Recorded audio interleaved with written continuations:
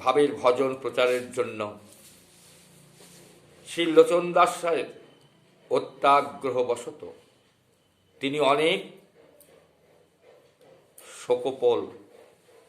সকপল কল্পিত লীলার বিবরণ দিয়াছেন। লোচন দাস ঠাকুর শ্রী চৈতন্য মঙ্গলের উক্তির আলোচনা দরকার।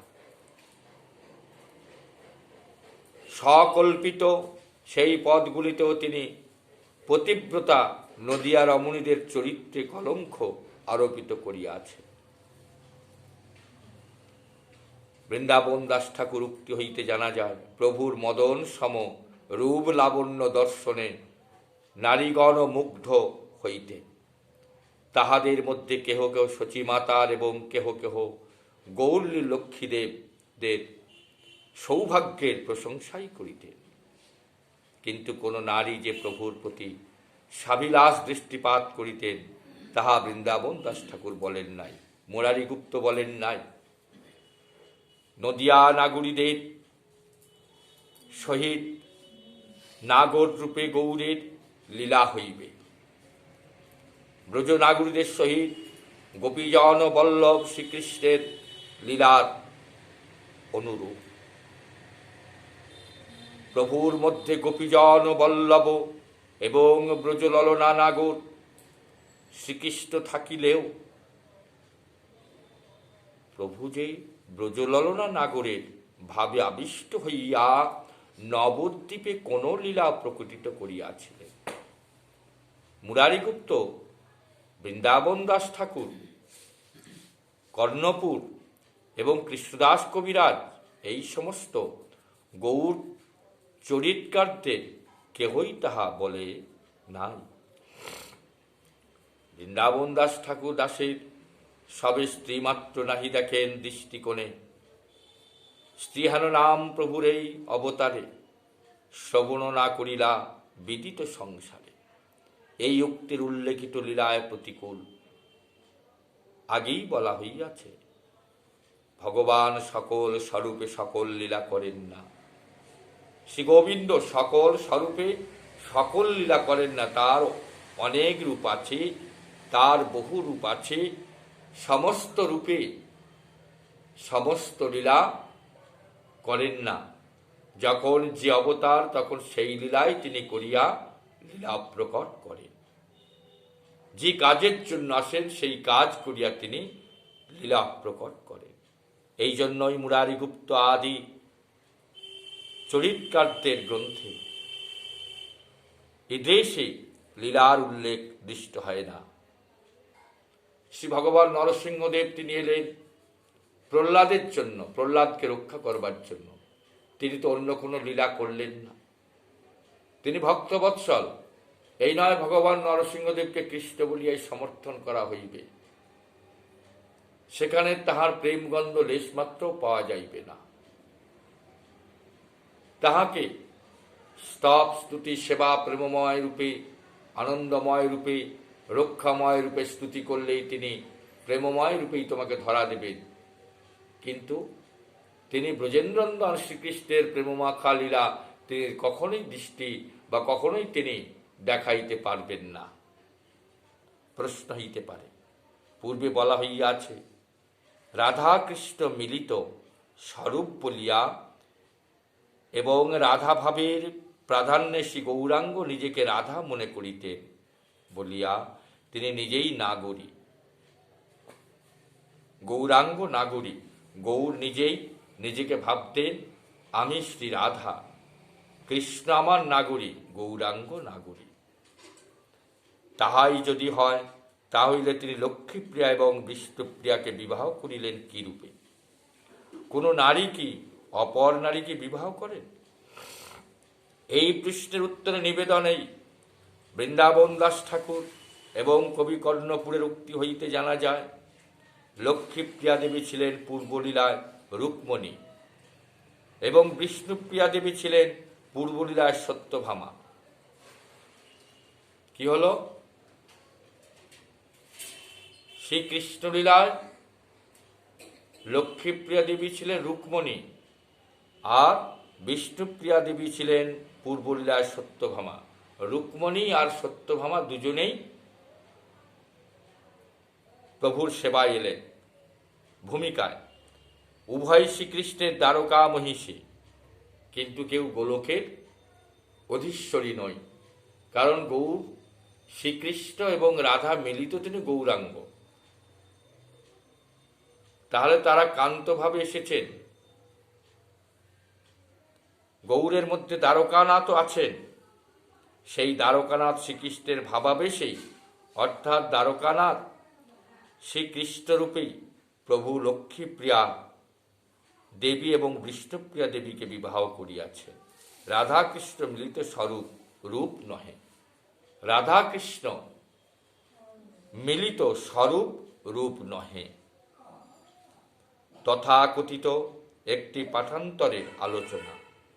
কেহ কেহ বলেন গৌরাঙ্গ নাগর হেন স্তব নাহি বলে, গৌরাঙ্গ নাগর এই স্তব নাহি বলে।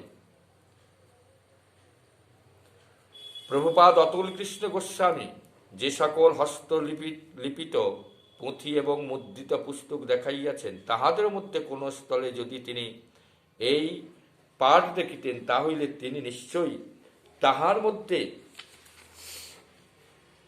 উল্লেখ করিতেন। তিনিও দেখিতে পান নাই, কিন্তু তিনি এই পাঠ অন্তরের উল্লেখ করেন নাই। আমাদের দৃষ্ট এবং শ্রুত কোনো মুদ্রিত পুস্তক এই পাঠন্তর নাই, আমরা দেখিও নাই এবং শ্রবণ করিও নাই। প্রসঙ্গে শ্রী চৈতন্য ভাগবতের উক্তিগুলি এই রূপ, এই মতো চাপ্পল্য করেন সভা সকল শোনে। গৌরাঙ্গ নাগর এই স্তব নাহি, সকল স্তব সম্ভবে তাহারে, তথাপিও স্বভাবে সে গায়ে বধূগণে।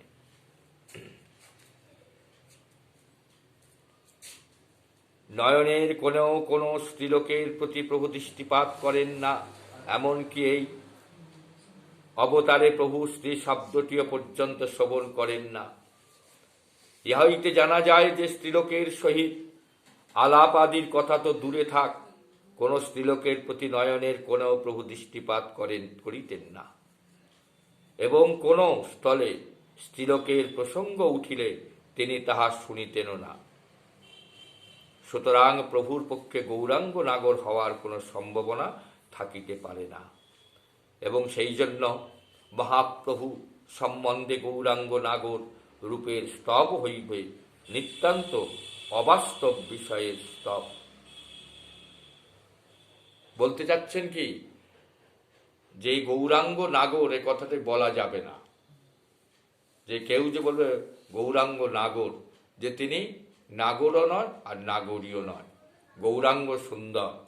কারণ যেহেতু তিনি এই অবতারে যত সমস্ত ভারতবর্ষের প্রতিটি কোণে কোণে তিনি ধর্ম প্রচার করেছেন, কোথাও তিনি কোনো স্ত্রীলোককে দর্শন করেন না নয়নে, এবং স্ত্রীলোক দেখিলেই তিনি অন্যদিকে মস্তক নমিত করে রাখতেন, তিনি দর্শন করেন না।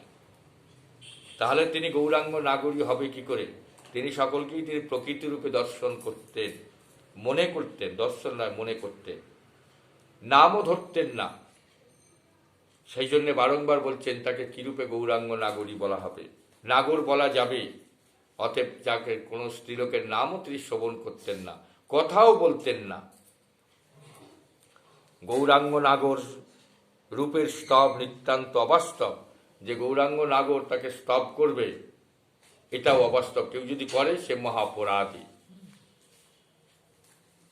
যারা করে তারা হচ্ছে বাউল, তাদের মুখে একজন বলছে বাউলের মুখে ভগবত কথা শ্রবণ করবেন না, কারণ ওরা প্রভুকে অনেক রূপে দেখবে, বাউলটা।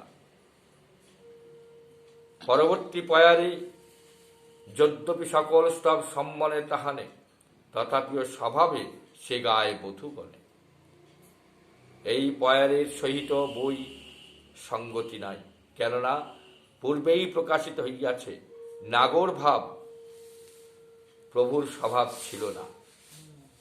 তার সেই স্বভাব ছিল যে আমি নাগর, সেই স্বভাব ছিল না।